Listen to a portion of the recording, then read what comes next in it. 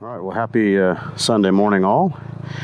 I am taking the Ryker over to James Thorne's to have the alignment tweaked a little bit. I'm going to have him dial in some more toe in, have him check it, make sure it hasn't shifted since the last time we worked on it, and get this thing prepped for the trip to Spyderfest. I installed the passenger seat accessory and, of course, the pegs that come with it, and anybody that knows me knows I'm pretty particular, and I point out faults when I find them. These things rattle like crazy. I turned the camera on just a second too late. I didn't get to hear the rattling, but listen to this. It just rattles incessantly. Even when it's in the up position, it's very floppy, rattles, and these things flop around. I'll just show you this real quick. I put this rock strap on there because they were driving me batshit. Sorry for my language. Look at this. They just flop around. They bang around like this all the time. Same over here. Floppy, floppy, floppy. There's no positive tension on it until you get to right here, which is what, a half inch of throw. It's annoying. Anyway, put that on there. Tie them up. That's silly. You spend $600 for this setup, $300 for the seat alone, and it rattles? Come on, man. Engineer your parts better. Makes me mad. All right, off we go. Got a 10:30 with James, and I'm trying to decide the best way to get there. I've got a full enough tank of fuel, so that's good. So the rattling pillion seat won't be that big of a deal when I've got it loaded with something, but obviously that'll be annoying with the foot pegs. You can't take off so easily. In fact, I've got a whole rant about putting on the right side peg with the actually I'm not going that way, it's too congested. Getting that right side peg on there with the pannier mount is a real trick. Those two parts are almost mutually exclusive in where they want to mount. There's just no room to get the Allen screws in there, at least on my unit. It took me probably an hour to sort that out. Should have been a 5-minute item on that side, but anyway, I got it sorted out. Had to take about 10 tries at it, wiggling, squeezing, making little tiny 1/8 turn increments on it, and trying not to strip out that head. I had multiple Allen key wrenches to throw at the task, and I just had a lot of trouble. Anyway, don't want to start the day off on the wrong foot. Just pointing out some inadequacies in these parts that really should have been addressed in the R&D phase, if not in the initial engineering sign-off. So, I'm going to get this thing ready for the trip. And today is my organization day to try to finalize my loadout list, grab my the bulk of my equipment and start loading it in the bags just as a rough out. And then Monday was going to be real busy. I've got a lot of work stuff I have to tidy up before I go. If I have enough time, I will try to post a video or two right before I leave, just kind of a state of affairs and where things are and that sort of thing. And then after that, it's just going to be on the road. I never did my 1,000 sub thank you for everyone, so this is kind of an informal one. I got over 1,000 subs, what was it, last Sunday, so a week ago, or Monday I think it was. I ticked over to,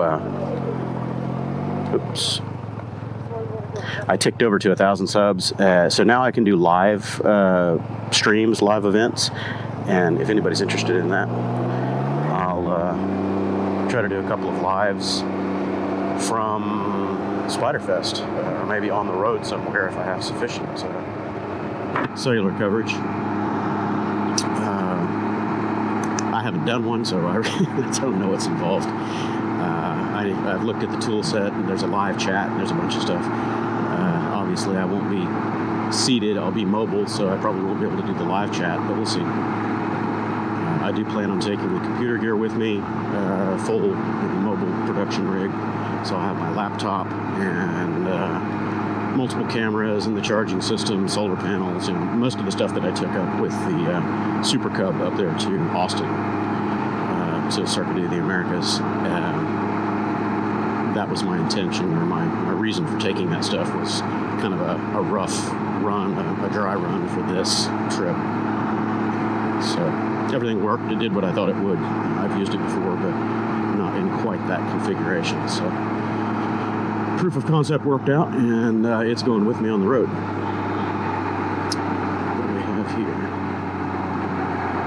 He's not parked. She just has flashy lights.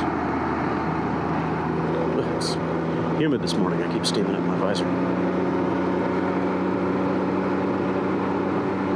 Or maybe I'm just full of hot air.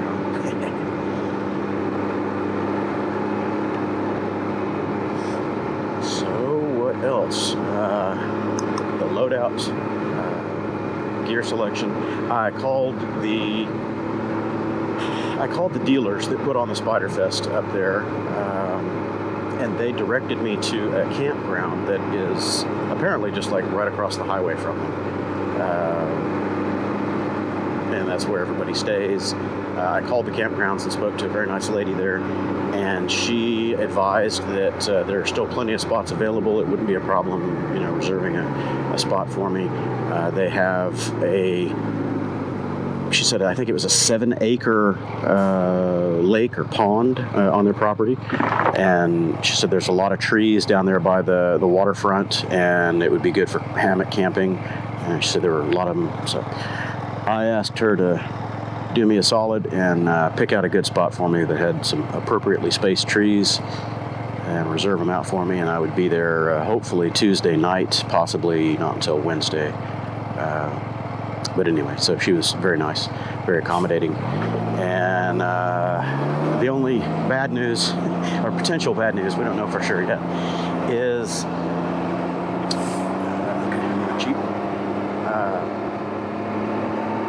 the weather is going to suck, apparently. She heard the forecast, and I looked up the forecast and saw the same thing. The forecast calls for rain most of next week up there, rolling in on Wednesday, like right at the beginning of the event or video. So anyone that watches my vlogs and my destination trips knows that's not news for me. It's on par for the course. I don't know what it is with my luck in my last handful of trips that I've done, but wow, it's always crazy weather or soaking wet. At least the races up at Coda, the race day, the actual race day, Sunday, turned out really nice. I still haven't finished editing and posting all that video. There's so much in the editing. It's a time vampire. I try to get it up there as soon as I can, but some of the other projects keep taking over. I have, kind of my synopsis and ride out video coming back to the Houston area. I've got a lot of race footage in 4K, but editing and uploading that is a bigger challenge because it takes so much time and resources. And I'm sure everybody saw the races already on TV, so my meager attempt at photojournalism, I'm sure. Oh, Jesus. Nice. Couldn't see that light. My attempt at photojournalism is certainly nowhere near as good as the pros. I have no delusions there. But I'll try to put it up there, make some playlists to keep all that content kind of together in its own little folder or whatever, because it's all being posted so out of order lately that there's no continuity to a lot of this. So the only way I can figure out how to get it lumped together is with playlists, or maybe create little sub-channels with topic ideas or something like that. Again, I'm still a newbie. I have no idea what I'm doing. Just trying. I'm supposed to be up there at his shop at 10:30, and it's a solid 30-some odd mile drive from here, so might be a few minutes late.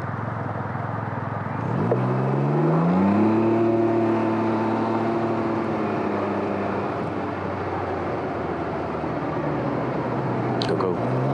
Don't go.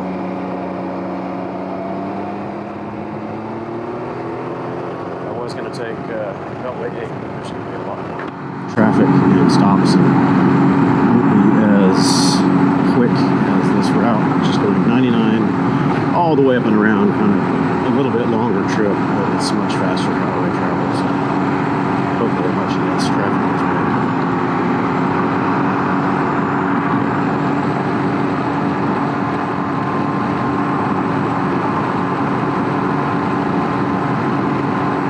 Oh, that's another one that I still have not had the time to edit and upload. I apologize. I've promised that, or teased at the alignment video 2 or 3 times. Responded back to questions and people saying they wanted to see it. I do apologize. I need to get that thing uploaded. It's quite a bit of footage, multiple camera angles, multiple audio, because it's a big garage and had multiple microphones going, so it's just a bit of a challenge to sync up all the audio and video and get it into one stream that I can kind of go camera angle to camera angle and mic to mic. I'm new at all the video production stuff, so it's a pretty steep learning curve. I'm sure people that are more experienced and more versed in it sit down, chop it up, and make something out of it much faster than I can. I invested in a lot of the right tools, software-wise, hardware for the editing station. I've got a Contour Shuttle Pro 2 or Shuttle 2, whatever it's called. Good keyboard that I've had for a while. Trackball, a bunch of things that make the process more efficient. But I haven't really tuned those tools yet. Gotten my shortcut keys set and things like that. Some a-hole flying up thinking he's going to block me in. I don't think so.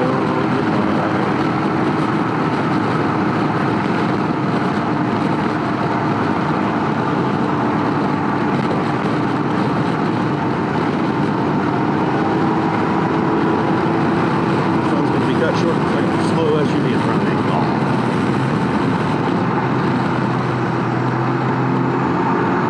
This thing tracks corners like that very well.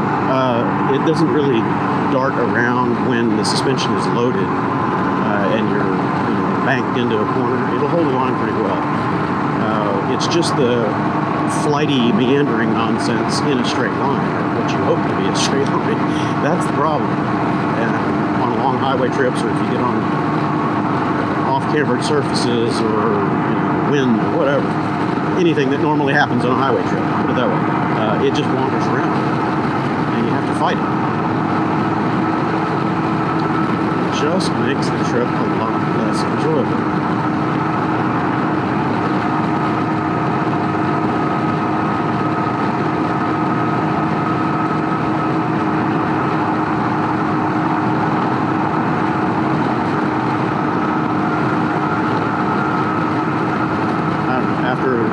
After this alignment is redone today, it might help it out quite a bit. We'll see what the disposition is there.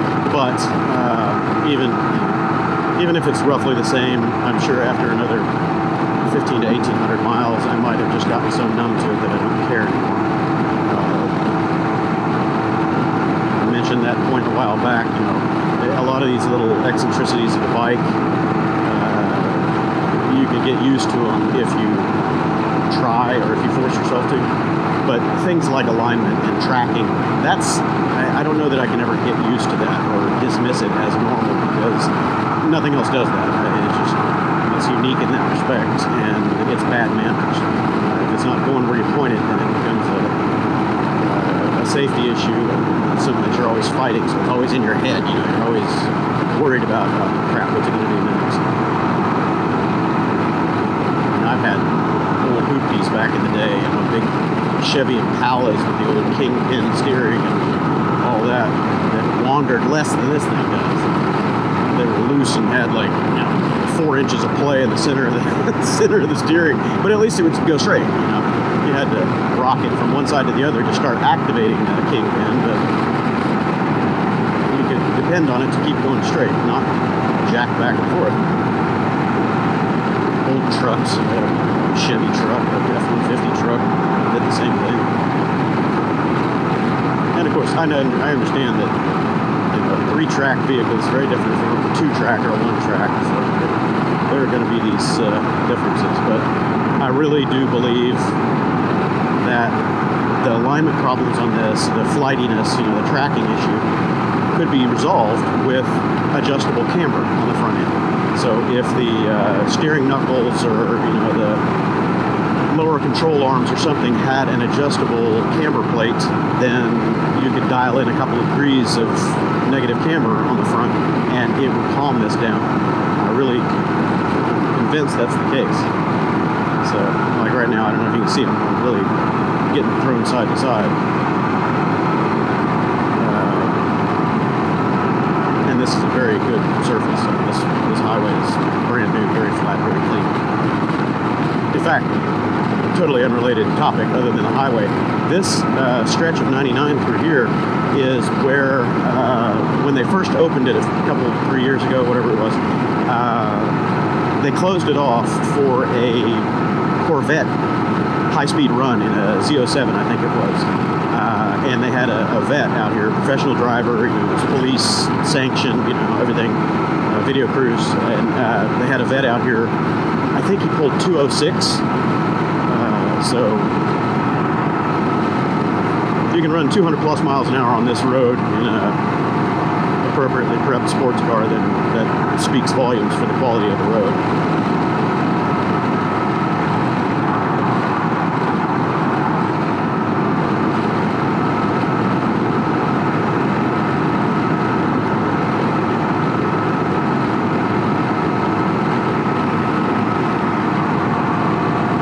Forgot about the cruise control. Sitting here talking along and not using my tools. There we go. Oh, hey, look at that. One of my viewers posed a question the other day, a day or two ago, asking if the front end chatter had been solved. Not really. When I put the thicker sway bar on this thing, it did help, but it didn't solve it. Over some bumps, I have to have the camera in the right position, but you can see, you can see the front end kind of chitter and hop around a little bit. And I think that could be resolved by lowering the front spring preload, because I'm a pretty light rider and I'm just not weighing that suspension down enough maybe. I haven't had the time to grab my spanners and do that. Usually when you do that, you have to jack up the suspension, or jack up the bike to unload the suspension. I've just been so busy I haven't gotten to it. I might see if James can do that today. He's probably got the tools. Spot him an extra Franklin and see if he'll do it. We'll see. Anyway, so no, I didn't. That front end chatter is not gone. The constant pull to the right was solved with the first alignment, but the darty, flighty behavior is still there. As I continue to belabor that point, yeah, you can see that front end chatter right there. I don't want to mess around here in traffic too much. Front end just kind of sets up a hop. And it could be tires that are slightly out of a line or out of a balance. They might be just a little out. Right on the edge of being out of balance, so a certain bump will set them off.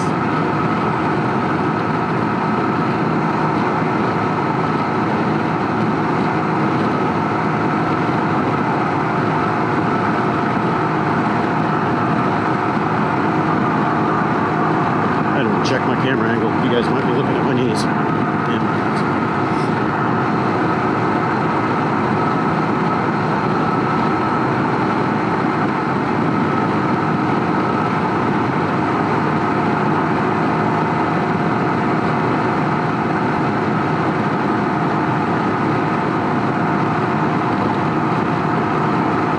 And I made a couple of quick videos yesterday that I haven't posted yet. I'm going to quick ones I can put up real fast. So let's edit it. It was dealing with the GoPro bug on this thing. Actually, both of my Hero 7 Blacks. The lockups. Oh, they're starting to make me angry. It's just a constant battle with these cameras. I don't understand what's going on with them. It could be the audio adapter. My original thesis was, or theory was that it was the audio adapter that was causing the lockups. Not 100% true. I've had the lockup happen twice now with no audio adapter. I don't know what it is in the firmware or something's goofy with these cameras, but you turn them on to record, they start flashing, the screen is active, everything looks happy. You get done doing what you're doing, hit the button again to stop recording, and they freeze, they lock. And you've lost everything that you thought you were recording because either they were never writing out or the act of trying to stop recording causes them to lock. I don't know which. In either case, it'll lock. The screen is locked. You can touch it, you can bang on it, it does nothing. You can push the buttons, it does nothing. The only way you can get it to shut down is to do the hard reset by holding both buttons down for 10 seconds or pull the battery. In either case, when you do that, it corrupts your video footage, and good luck to you.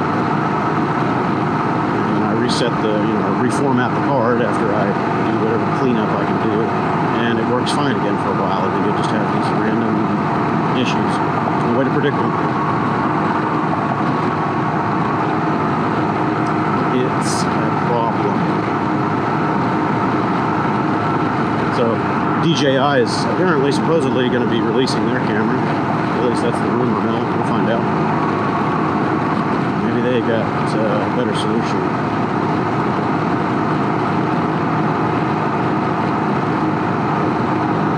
And maybe I'm just pushing the GoPro into something that it's not 100% designed to do. Yeah, it's an action camera, but maybe it's not really set up for long file formats like this. Vlogging, that sort of thing.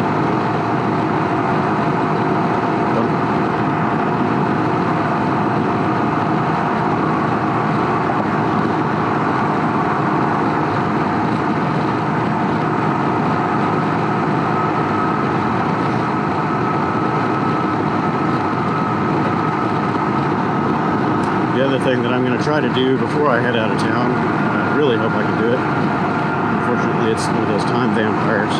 I need to fabricate the rear mount for the Fusion 360 camera. I have a combination monopole camera pole, so it's threaded at the bottom and the top. I need to fashion up a mount that's going to go kind of off of the rear fender area. There's two bolts underneath that hold the rear fender on, the lip fender really. It'll screw into that and then extend past the fender just enough to provide a perch for the bottom of that camera pole. And I can extend the pole up and above my head, hopefully get a down angle. I think I talked about that in another vlog. So I can do the floating third-person camera with either the GoPro or the Hero 7 or the Fusion, the 360 camera. I think that would make for some pretty cool footage. So that is one of those. I got to go find the right metal straps or a piece of 8-inch aluminum or something that is sturdy enough to do that. And I've got to hack it down to the right size, and drill it, mount it, test it, figure it out. And of course, all that takes time, and I'm running short on that. Always trying to cram so much stuff into such a short span of time.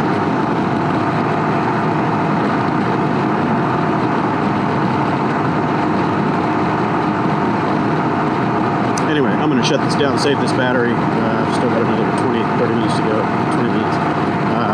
I will resume at James's shop if he says I can record again. And maybe the follow-up alignment video will be a whole lot shorter and easier to post. So I'll catch up with you in a little bit. Alright, well, I am very close to James's shop now, so I'm going to turn the video on and record the ride in here. See here, these off-camera surfaces, I'm getting rocked around all over the place. If I don't correct it, yeah, I mean, I end up in the weeds, but... So James's shop is just right up here in about another quarter of a mile. I'm right on time. I put the pedal to the metal, or the wrist to the stop, whatever you want to call it, and made some good time on the highway. It's pretty light traffic, so decided to turn up the wick a little bit. If I recall, he's right here on this corner, maybe the next one. Yeah, this is by the sit go, I think. Is this him? Is this him? Is this him? No! I turned one too early. Nobody coming, nobody coming. Me.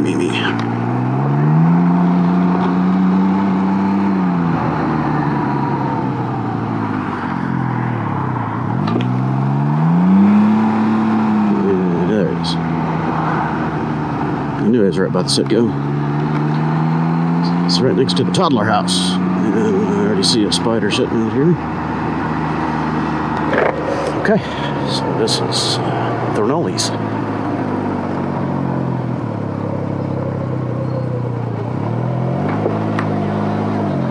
Howdy. Oh, we've got a full house today. Okay, everyone. Well, I finished up here at James's shop, Thornoli's, and we checked the alignment, and it was still set at where we had left it last time, essentially factory 0, and steering angle still seemed to be good. Everything was all right. So what we did is we dialed in just a little bit more toe in. I think he said another 0.5 millimeter or 1 millimeter, something like that, of toe in on each side. I don't know what that works out into in inches at the front leading edge, or degrees or whatever. But we'll see how that works. And then the other thing that we did is reduce the front spring preload. It was set at a little over 3, 3 1/8 or something like that. And we backed it down to just over 2. So we took it down one number, essentially. I'm a pretty light guy, and I don't think it needs to be as firm as it was, but I'm just basing this off of another Ryker rider owner's experience. He said he's about the same weight as I am, about 165, 170, suited up. And he said that reducing the spring preload on his helped the front end chatter. So we'll see how that plays. I was curious on how to adjust this silly thing, because there's no lock nut on top or jam nut above it. So I'm thinking, okay, well, is there some secret magic to adjusting this thing? And James didn't know either, but we figured it out in short order. Once you lift the front of the bike using the front frame rails that are underneath the center here, and unload the suspension, you can literally just turn them by hand, but you have to unload the suspension first. So anyway, we rolled them up to just a little over the 2 mark, and I'll play with that. I took it for a test ride. It didn't feel drastically different. The alignment change that we did not make it worse, but I won't really know if it's better until I get some miles on it and find out. All right. So it's time to take this thing home, clean it up, and start my loadout prep while I still have some daylight today.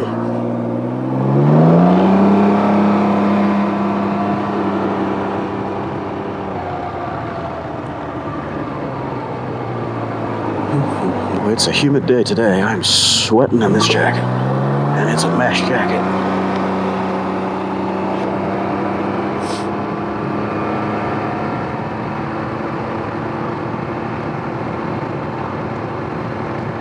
So James and I were discussing the alignment problem. Oddly, there was another Ryker owner that was at his shop just before I got there.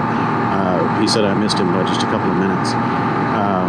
New Ryker. I didn't ask if it was a Rally or which model, but a Ryker nonetheless. And that owner was also complaining of this same darty, flighty behavior that I am. And James has been discussing it with other professionals in the industry, and they think it's a weight bias issue.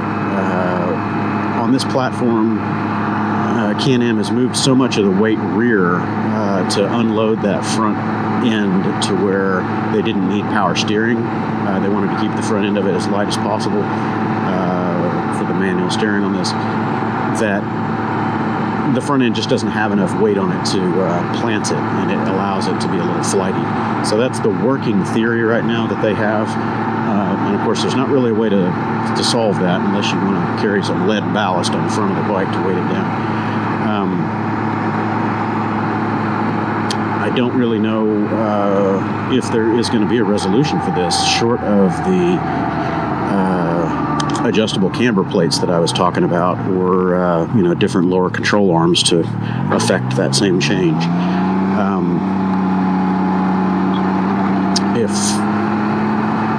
If there's no aftermarket that comes to the rescue on this, then we're really going to be reliant upon BRP to acknowledge this fact and be equitable to everyone, all the current owners, and say, okay, yeah, maybe we made a little bit of a mistake here, and we can remedy it with these parts or whatever. And I don't know if that would be covered under a warranty or a recall issue, or if it's going to be an upgraded part, just like the sway bar that we could purchase for these, that would give us that camber adjustment that this thing obviously sorely needs. I should have gone. And see, under braking right there, it just dove hard left. I really don't like that.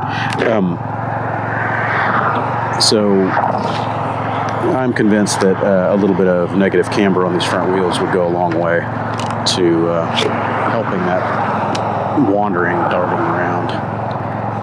I could be wrong, but it's what always fixes it on race cars and karts and everything else.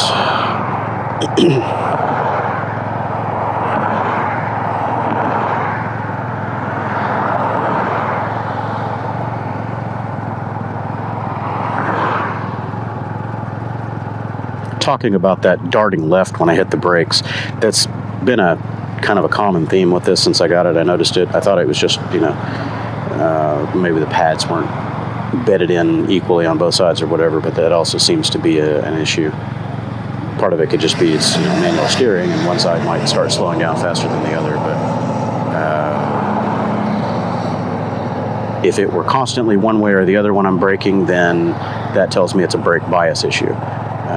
Or a caliper issue on one side. It's not giving as much weight. Okay, I'm not getting the light. Why not? If somebody doesn't come up behind me, I'm going to fake it. This makes me mad. Anyway, I don't know. So, and another viewer commented on my son's little mishap when he was hot rodding through the neighborhoods and bumped into that truck with the front fender and broke the light. He mentioned that it looked like the machine darted right. I think my son was already steering right to kind of get in and dodge behind into the truck, but by virtue of turning the wheels that way and braking at the same time, it really made that side slow down more. Okay, I'm faking it. This is pissing me off.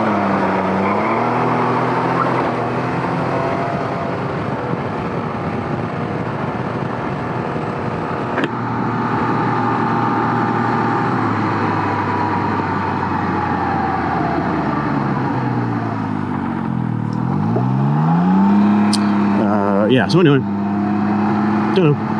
Try it out. It's a tuner bike. I guess that's how Can-Am was originally marketing it, is customize it to your liking. So hopefully there'll be enough parts, whether it's BRP official add-ons or aftermarket stuff, that allows all of us owners to tune these bikes the way we want and kind of fix some of the handling issues and little niggles and problems that we're running into right now. Up at Spyderfest, I may run into the customer relations people and the engineer that I spoke with. I remember a couple months ago they said that they would be attending that meetup, so I might get some face-to-face time with them. And as always, my invitation is open. Any other Ryker owners in my area, and soon to be these engineers up in the St. Louis meetup, you're welcome to ride my bike. Take it for a spin. I will be happy to let you ride it around and feel what I've been feeling from the seat of the pants. And you tell me if I'm nuts or if that's just normal and whatever.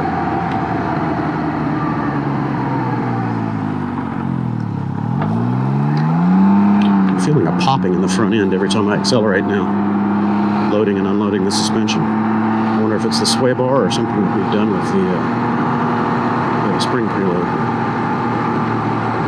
It's going to be rocking a little more now.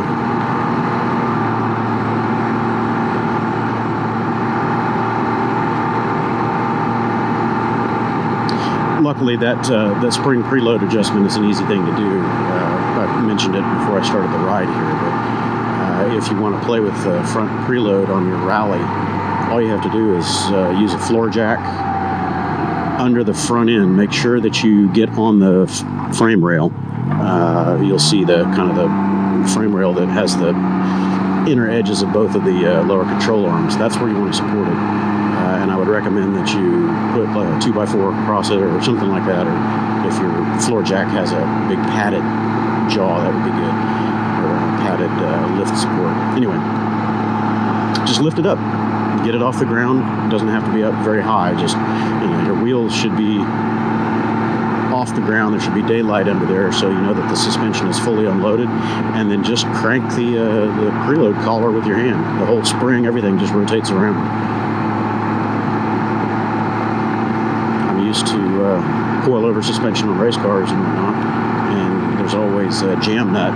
And even when you unload the suspension, there's still a lot of spring tension in there, so you got to really muscle them. It takes a couple of spanners at the same time to wrangle those collars, but this is super easy.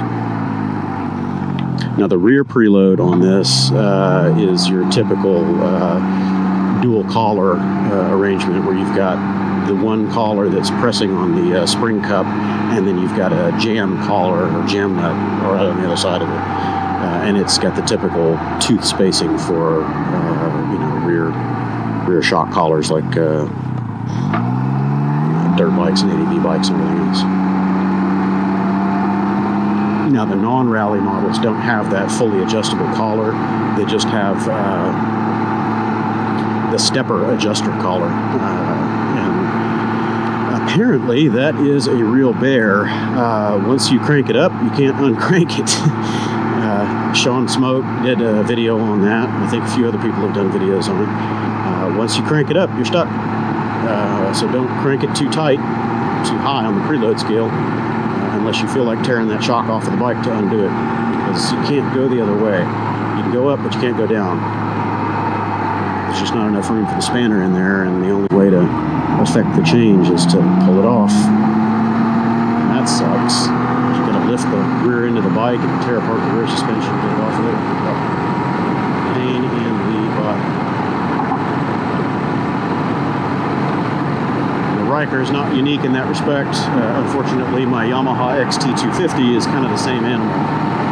That really annoyed me, because generally speaking, the Japanese manufacturers think through their engineering pretty well, and maintenance items like that are a non-event. But in the XT250's case, you can't get to the preload collars with the shock on the bike. You can kind of sort of get in there, but you can't use a spanner. You have to use a flat blade screwdriver and a mallet, and ding on the collar and rotate it. And of course that chews up the collar and chew up the threads on the shock body if you're not careful. So I screamed and cussed and got really pissed off about that. Had to pull the shock off the bike, put it in a vise, and then crank around the collar with spanners.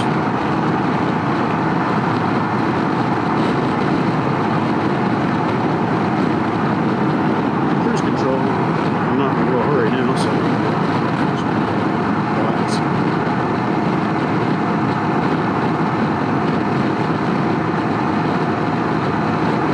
I'm getting blown around by the wind, but I can't really say that the alignment is better or worse at this point. It's going to take a few miles to make an opinion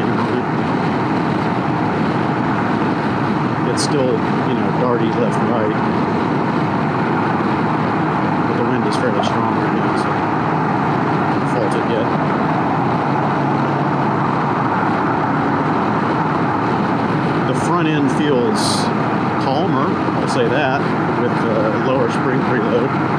So maybe that was a good change. It's not as chattery over bumps.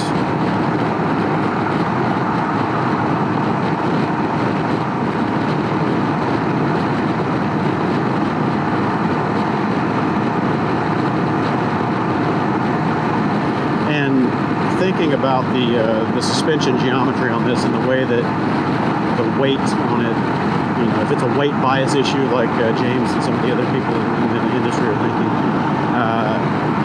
it kind of lends a little bit of clarity or credence to my idea of light riders might be affected more than heavy riders. If there's just not enough weight on the bike to keep the front end happy, you know, with 150 to 170 pound rider, but somebody heavier will weight the bike down more and plant that front end. Maybe they're not feeling it as much as I do.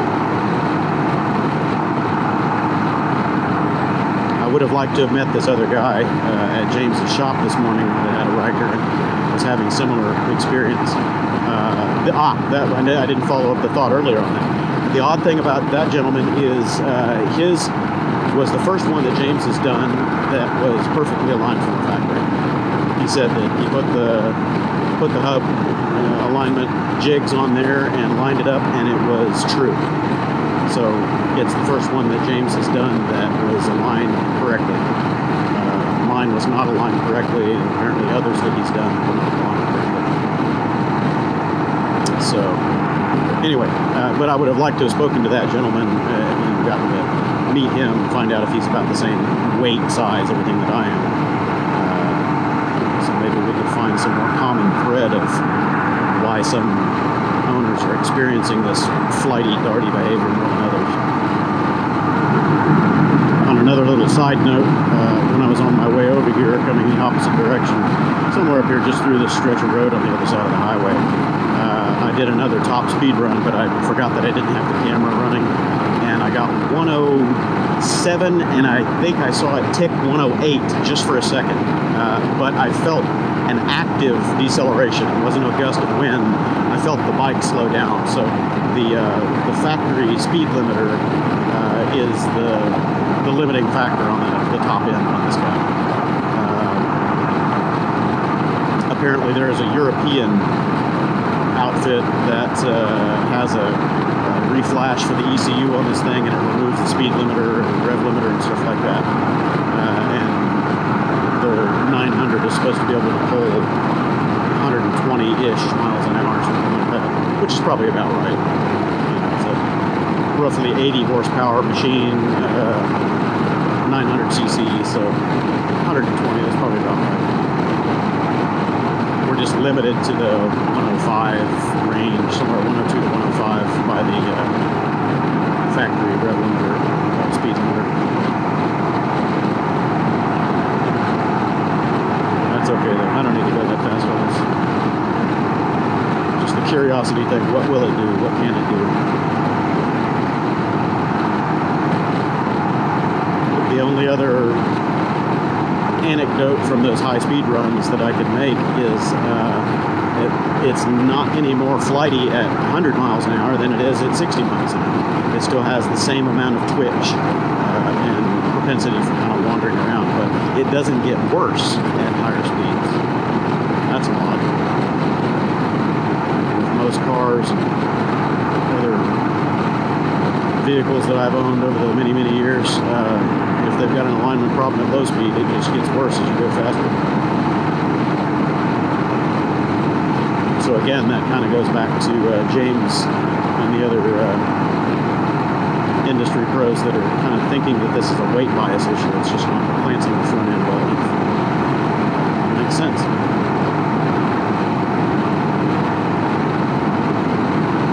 On a race car, how you solve that is you roll it up on corner weighting pads, big scales, and you reduce your spring preload or your coilover body height, and you actually tilt the vehicle on whichever corner is too light. So you're adjusting the weight bias size of the vehicle in the direction that you need to get it balanced out. On this, we can't really do that. We've got spring preload, but we don't have adjustable coilover bodies. Typically, when you do that, you're also affecting the steering geometry, and you have to go in and change camber, caster, things like that. So none of that can be done on this bike. And again, I made that point in one of the Spyder forums months ago. This is not a race machine. It's not a race bike. It's not a race car. And once you start giving all those extra adjustment options, it kind of gets into a Pandora's box of, all right, now I've got to adjust this, I got to adjust that, oh, maybe I should adjust this, should adjust that, oh, I could do this, I could do that. And it just, you drown yourself in possibilities and variables, and it takes away from the riding and driving pleasure. In my case, it's a technical thing. I want to see if it can be done to fix the problem. It's not that I want all those adjustments just to have them. Once I set them, I don't want to dick with them again. I want to leave them alone. Not having it in this case is a hindrance. I think the flightiness might be reduced. I can't make a true educated opinion until I get a lot more miles on it. But I'm still getting tossed around side to side, but it doesn't feel quite as bad, just subjectively. I'm not fighting it as much as I normally do, but that could just be this particular stretch of road or wind or whatever. Okay, yeah, so thoughts for the trip. Just brainstorming, diarrhea of the brain here. I don't know if anybody's interested in my ride going up, bread-crumb trails, that sort of thing. I have two trackers that I could use. My new GPS that I have for here, the 396, apparently has a bread-crumb option where I can turn on location and position sharing. If anybody's interested in watching that, I could figure out a way to make that publicly viewable, I suppose.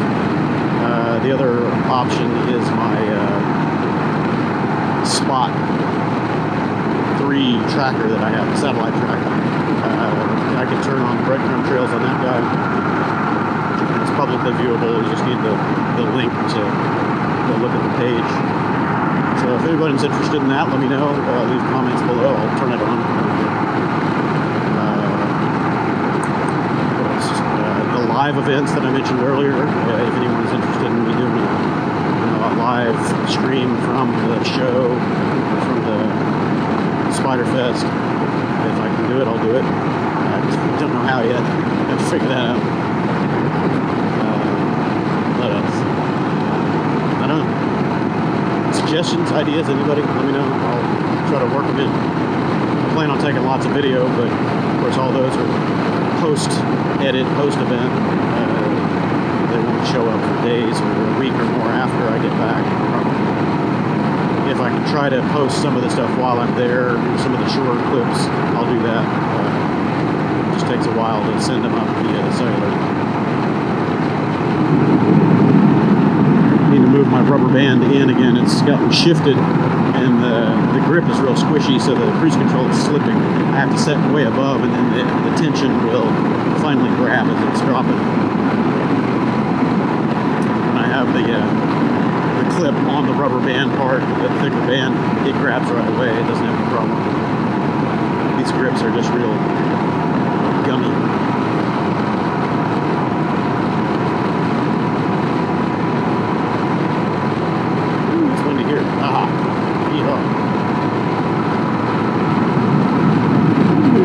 Today. We've had a lot of wind lately. Yeah. It's been a very, very windy spring for us here. What are you doing? That's Google. Apple Maps, sorry. It's an Apple Maps car. Set up with the same 360 camera on top as Google Maps. It was interesting. Maybe I should go back there and photobomb and just hang out in his mirror.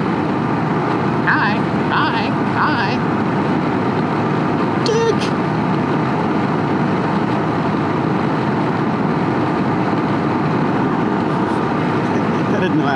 was still in the game. They had such a political backlash from their routing screw-ups 3 or 4 years ago when they were routing people on top of buildings and that sort of thing. What the hell? For a while, they actually officially recommended people go over to Google Maps instead. Nothing like sending somebody to your competitor intentionally. Yeah, so my plan for Tuesday is if I can hopefully wrap everything up tomorrow that I need to do for Monday, I will spend Monday night into the wee hours of the morning packing the bike, getting everything ready to go, and I'll try to leave real early. If I can get on the road 9, 10 o'clock in the morning at the latest, then that'll put me getting in roughly around that same time p.m., so it makes a 12-hour ride. If I could get out earlier, if I could get out at 6 o'clock, 7 o'clock in the morning, that would be ideal. Then I could still set up camp in the daylight. Worst case, if I just can't resolve things the way I want to give me the peace of mind so I can get the road without worrying about work stuff, then I may wait until middle of the night, Tuesday night, technically early Wednesday morning, leave 3 or 4 a.m. or something like that, and ride up and get there during the day on Wednesday. I'd much rather get there Tuesday, just give me a better pick of the spots.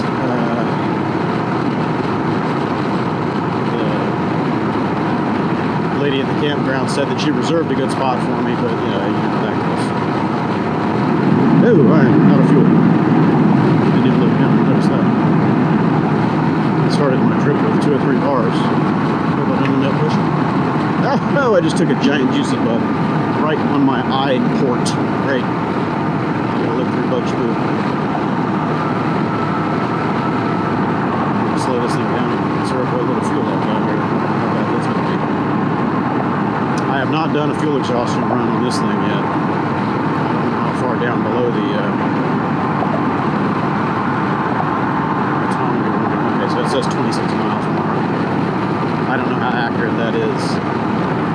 We all know, any of the owners now know that the gauge is nowhere near accurate. It's just a joke as far as suggesting how much fuel you have. It doesn't even come down off the first bar until you got 75 or 80 miles down. That's at least 3 gallons, 2 to 3 gallons average consumption rate on these. So that equates to about half a tank. It doesn't budge until you're half a tank down.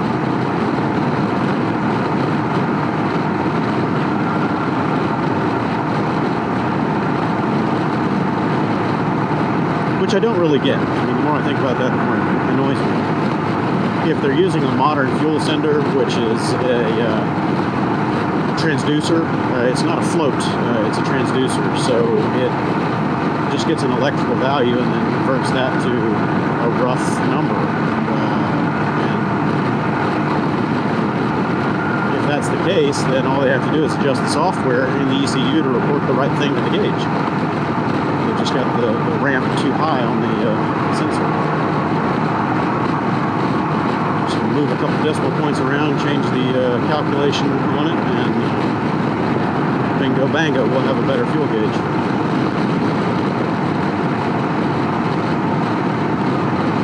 But having some kind of a fuel gauge is better than no fuel gauge at all, I guess.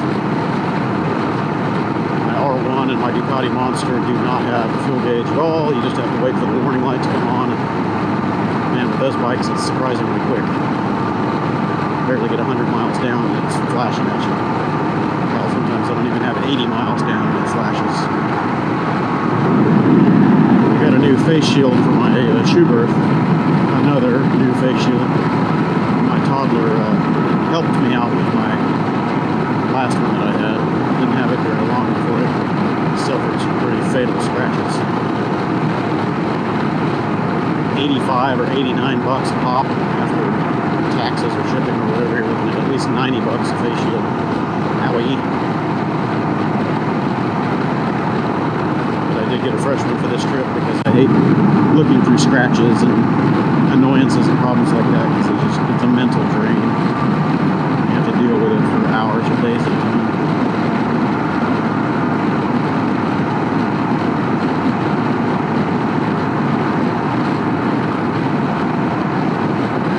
So what brought me to that thought was this bug spoo I've got on my highball here. I need to make sure I bring my lens scrubber, face shield scrubber, those Pro Shots spray bottle squeegee combo deals. Throw that into my gear bag. So I'm sure I'm going to have plenty of carnage on the screen after 1,500, 1,800 miles. Especially through Missouri and Arkansas. Lots of vegetation, lots of bugs.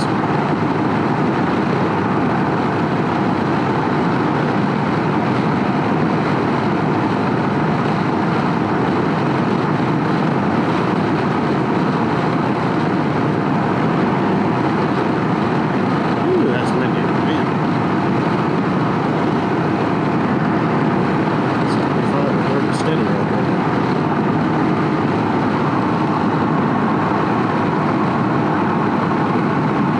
Front end chattering is a little less noticeable now. That is a marked improvement for me. So reducing that spring preload did seem to help the front end chatter. Let's see.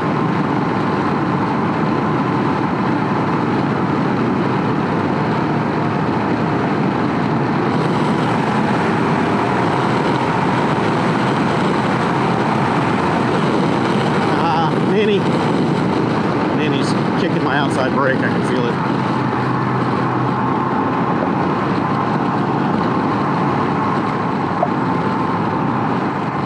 I wanted to slide. I know what I'm doing. I'm in sport mode. I'm in sport. Maybe I was giving a little too much throttle there and it was sensing the rear slip.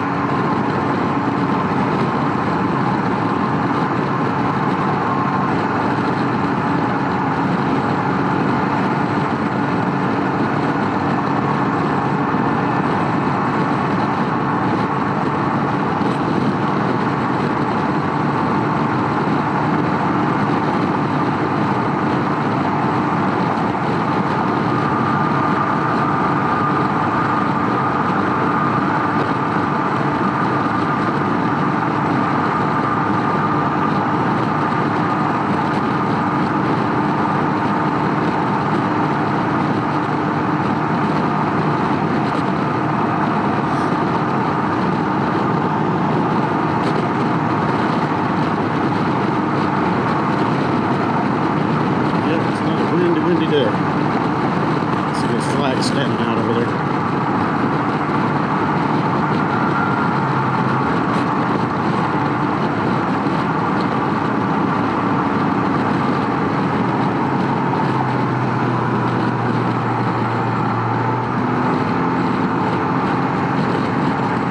Well, if I'm still recording, this has been a long one.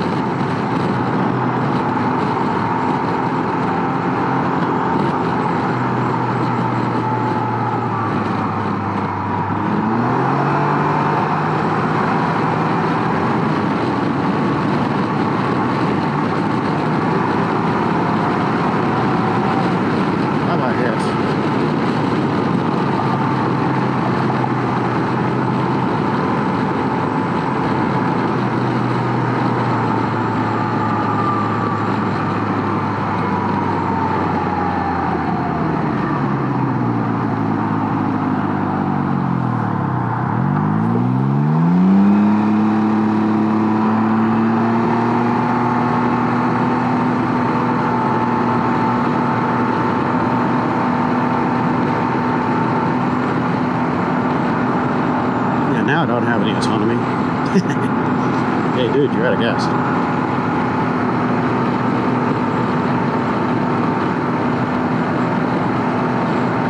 I can't remember which fill up it was, so I could go back on the fuel receipts and maybe my video. But one of the last times that I filled it up, woo, buddy, I was on fumes and I didn't know it.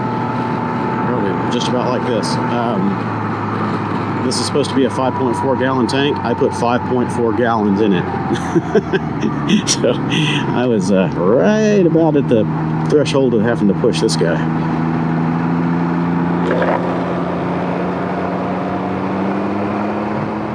Somebody go.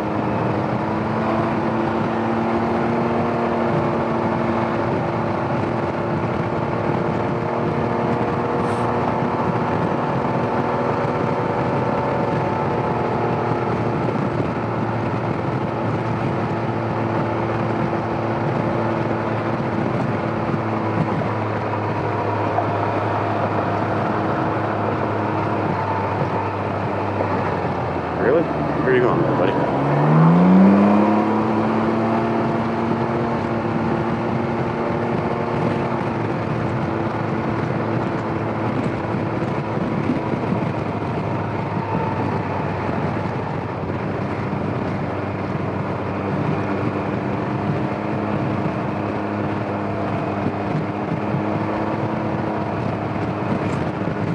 So I'm going to stop here at Wally World on the corner and fill this thing up with mid-grade. I don't think I'll put super in it. I've tried alternating,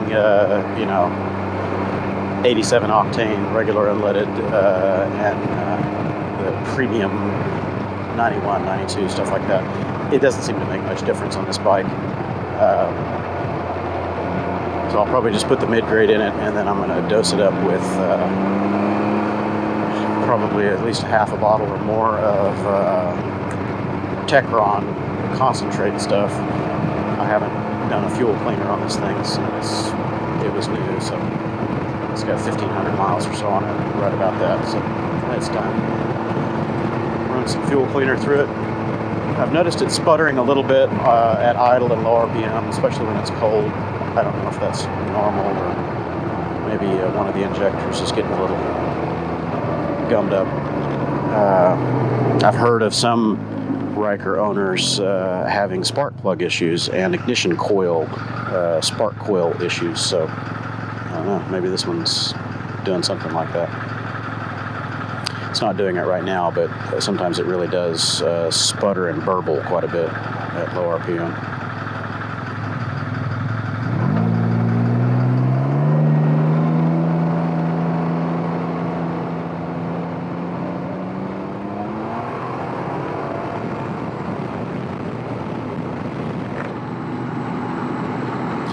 This face shield is old, and the detents on it are worn down or whatever. And every time I get up to speed, it will close itself. It's funny. I don't mind it so much unless I really want that shield to stay open. But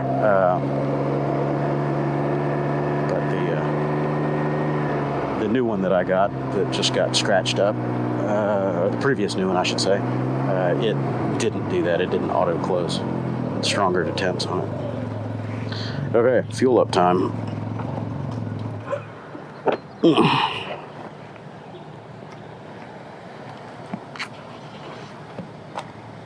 I'm going to stop this video because I think the battery's probably getting low and want a clean exit point. All right, well, let's see if the battery lasts. Yeah, so I'm going to do the mid-grade 280 this time. It's going up. Oh, see, look at all that pouring out of that. That's why I always hold these things upright until they get to the bike, because so often they're gonna pee fuel all over you. Okay, so I'm gonna do this one slow, as I always do on my refuel videos, where people have said, well, maybe you're going too fast. I never open these things up. I just barely crack them, not even to the first stop on there. And I hold them. I don't go the automatic clicker. Anyway, we're fully seated. Let's see if this thing pukes fuel out the fill hole like it has been doing on me for a couple of months now. I'm just barely open. You can see how slow it's rolling there. So the last time when I fueled up at Costco, it was burping up the the fill hole here, and it wasn't even halfway full on the tank yet. So that kind of makes me think that there's a blocked vent hose.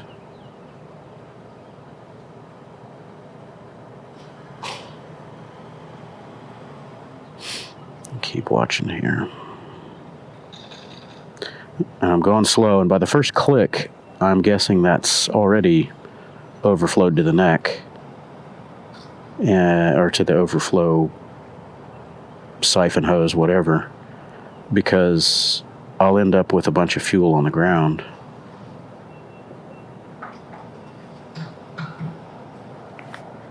Over 4.2, still got a little ways to go. I'm going pretty slow, getting a cramp in my thumb too. Ooh, swing arm cover is hot. I'm leaning my leg on it. Oh, okay, so that's first click. It didn't burp out this time because I've really got it mashed down in there. And yeah, we went 0.5. Fine, I'm going to leave it there because I have to add some Techron to it. So let's see if that fill made it burp on the pavement. Drip, drip, drip, drip.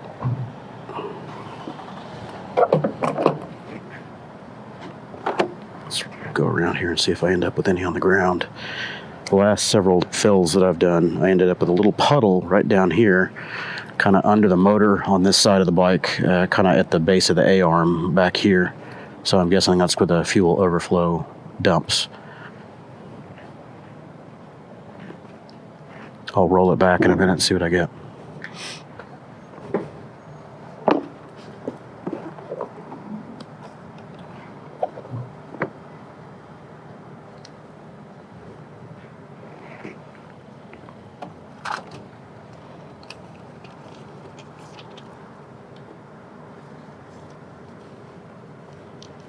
All right, so I'm at 1522 miles.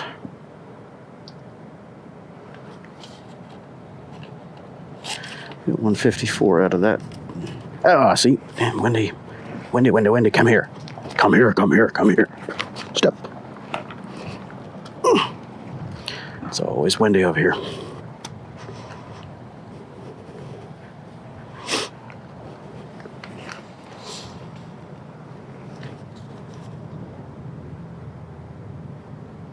$54.8. Reset that. Got 1046 on my oil. That's what I usually use my B trip for, is oil. Just so I can remember. I also do this right here to know when I changed it last, when it's due next, that sort of thing. We'll leave that alone. We're going to go here, settings, reset stat, and hold. I probably should do my clock, but I'll do that later. It's 1 hour behind. Okay, anyway. Typical routine. Anybody that watches knows that's what I always do. Yes, it's anal. Yes, it's annoying. Yeah, that's me. Okay. I haven't seen very many other people, maybe any other people, tracking their Ryker fuel economy on Fuely.com.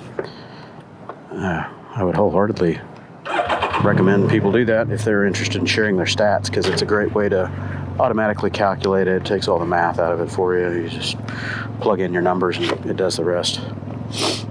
And you can download your stats, put them in a spreadsheet, whatever, if you choose to do that. It's a pretty neat little community thing, and it's free. If they don't have your bike listed, you can send in a request that they add yours to it. You just have to send them some technical information on the bike. I've done that and had 2 or 3 bikes added to their database. This was one of them, the Ryker. Some guy likes the Ryker.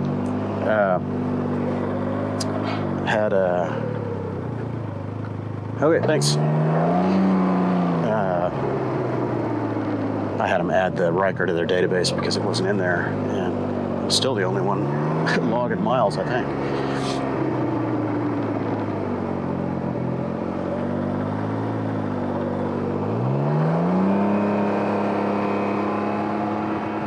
Yeah, real strong fuel smell. And it's leaking somewhere. I forgot to look at the pavement back there when I rolled out. But it's just, ugh. It smells like I just poured fuel all over my lap. It's so strong. There's got to be a vent hose or something on this thing that's goofy. And I didn't notice it the first 2 or 3 fills. I mentioned that before. The first 2 or 3 fill-ups, I didn't have the problem. The very first fill-up, I had the problem of it burping back out on me, but that could have been my fault. And then I didn't notice any problems. But then after I took it into the shop and had them do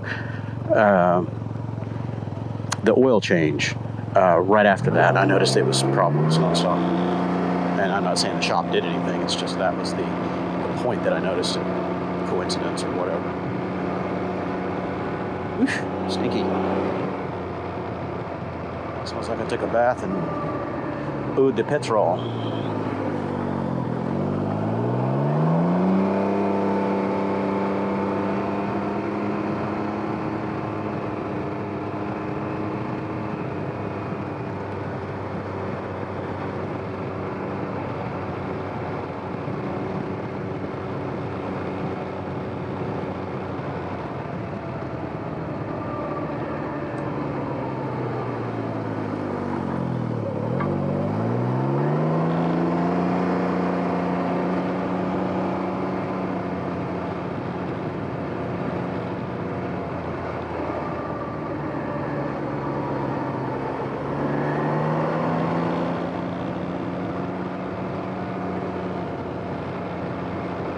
All right, well, we'll shut her down here and maybe resume later today with some of the packing and loadout.